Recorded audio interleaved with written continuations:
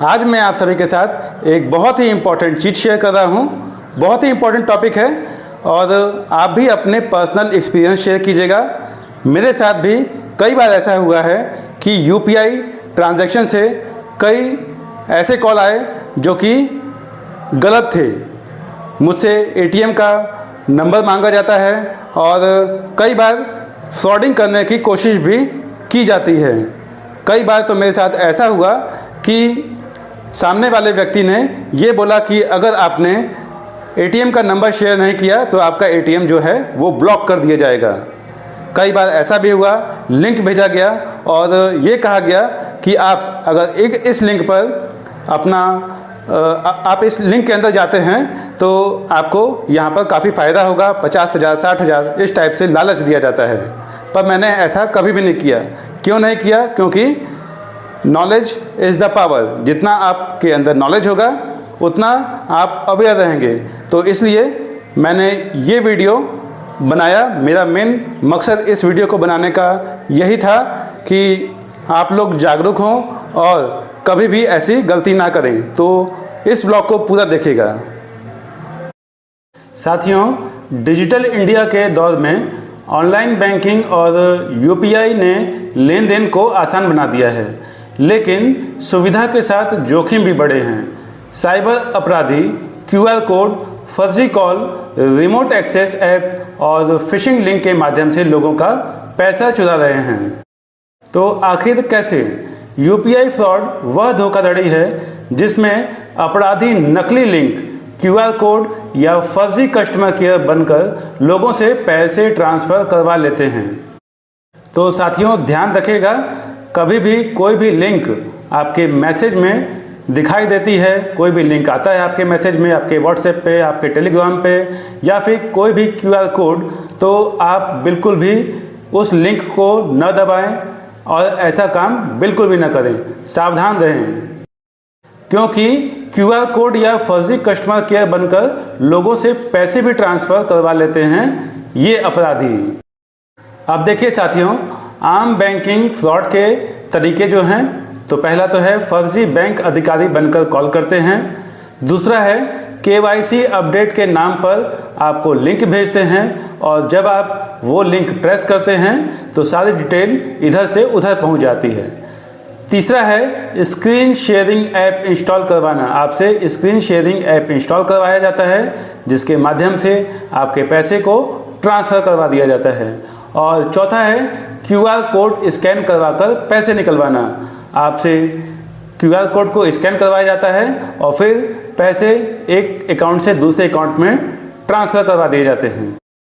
ध्यान रखिए साथियों, क्यूआर कोड स्कैन करने से पैसा आता नहीं है बल्कि जाता है। इसलिए कभी भी फ़ोन कॉल पे कोई बोले कि आप क्यूआर कोड स्कैन करिए, आपके खाते में इतना पैसा आ जाएगा, तो आप बिल्कुल भी क्यूआर कोड को स्कैन ना करें। अब मैं आपको बताने जा रहा हूँ सुरक्षित ऑनलाइन बैंकिंग के नियम। किस तरह से आप ऑनलाइन बैंकिंग भी करेंगे और आप बिल्कुल 100% सुरक्षित भी रहेंगे। तो पॉइंट्स याद रखिएगा, अपनी डायरी में भी नोट कर लीजिएगा। पहला पॉइंट है ओटीपी किसी से साझा न करें। आपको जो भी ओटीपी मिलता है उसे आप किसी से भी साझा न करें, आप सेफ रहेंगे। दूसरा पॉइंट है बैंक कभी पासवर्ड नहीं मांगता। कोई सा भी बैंक हो तो वो पासवर्ड बिल्कुल नहीं मांगता है। तीसरा है केवल आधिकारिक ऐप का उपयोग करें। आप पहले जानकारी ले लीजिए कि आधिकारिक ऐप कौन सी है, उसके बाद ही उस एप्लीकेशन का यूज़ करें।